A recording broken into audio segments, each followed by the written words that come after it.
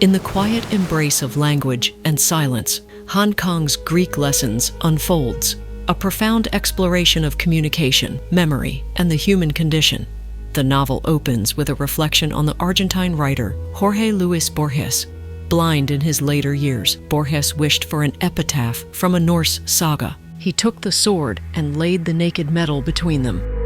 In this saga, when a man and a woman spent their first and last night together, a sword was placed between them and left there until dawn. This singular blade becomes more than steel. It stands as the blindness that separates Borges from the world. What unfolds now is no ordinary tale, but a journey through the landscape of pure sensation, where perception itself becomes our guide. We are introduced to a young divorced mother who is struggling with a prolonged custody battle over her son in an ancient Greek language classroom. She sits silently, struggling to form words, her discomfort palpable. Dressed entirely in black, her tense demeanor hints at deeper traumas that have severed her connection to speech. Once a lecturer in literature and a published poet, she has inexplicably lost her ability to speak. This loss isn't tied to the usual suspects of trauma. Instead, it's a recurrence of a silence that first enveloped her at 16. Her childhood was marked by a fascination with language. Described as really bright, she was captivated by the structure and sound of words. Yet, this fascination became a burden. The weight of each word, the awareness of their implications, began to cause her pain. Words became heavy, cumbersome, leading to her first period of silence, a dense stillness akin to being submerged underwater. She was, however, able to recover her speech when she heard an unfamiliar French word, bibliothèque, meaning library. That perfectly ordinary French word sparked something in her. Yet, why she became mute again in adulthood remains a mystery. Meanwhile, the narrative introduces us to her ancient Greek lecturer, a man whose life intertwines with hers in unexpected ways. He delivers poetic discourses on the evolution of language, likening it to a parabolic curve that rose to greatness in ancient times before descending into simplicity.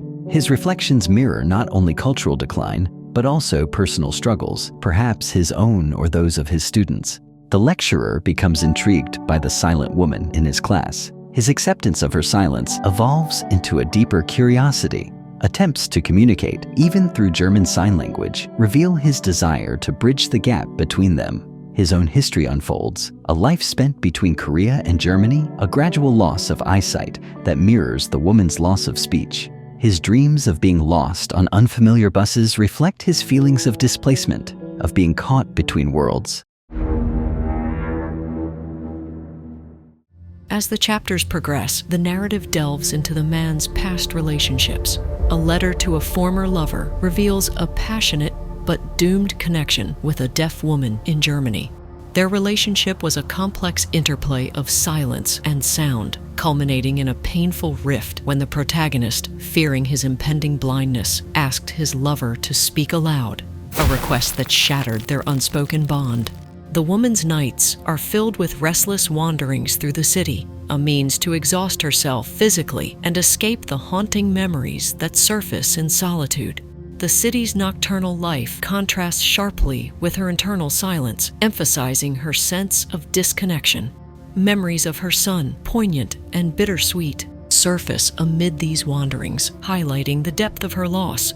Parallel to her story is the lecturer's introspection. Deep reflections on beauty in ancient Greek philosophy interweave with personal contemplations about a beloved sister, Ron, while deteriorating eyesight casts shadows over daily life. The letters to Ron unveil the man grappling with his place in the world, seeking meaning in teaching and in his silent student. Their interactions are laden with unspoken understanding. In one poignant scene, a small bird becomes trapped in the classroom. The woman's effort to help the bird escape symbolizes her own desire for freedom from the confines of silence. The lecturer, in trying to assist, loses and breaks his glasses. Suddenly plunged into near blindness, he experiences a reversal of roles, becoming dependent on the woman he once taught. Like a sudden flash of light through darkness, this moment shatters the walls of silence between them.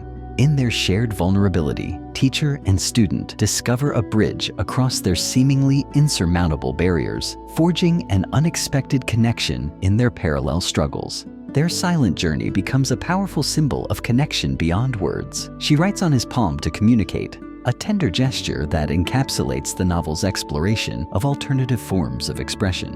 In the absence of speech and clear vision, touch becomes a new language for our protagonists. The woman guides the lecturer through the streets, her steady presence a comfort in his temporary blindness. This physical connection transcends the need for words, revealing the power of human presence in moments of vulnerability. The intimacy between them deepens, culminating in a scene of profound connection. Described through the poetic imagery of sunspots and deep-sea forests, their encounter becomes an exploration of the primal nature of human connection, existing beyond the realm of spoken language.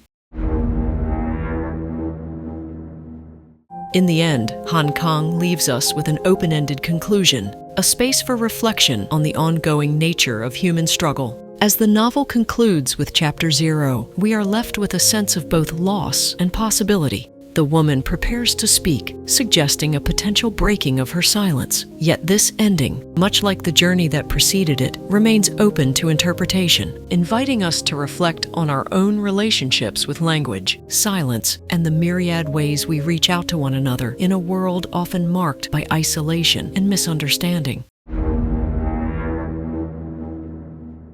Greek Lessons weaves between time frames and viewpoints, alternating between first and third-person perspectives while shifting fluidly through past and present tenses. A man and a woman, their names unknown, take turns narrating scenes from their lives. Through intimate first-person confessions, he unveils his world as it unfolds, while her tale flows like a distant river, observed through the lens of a watchful narrator.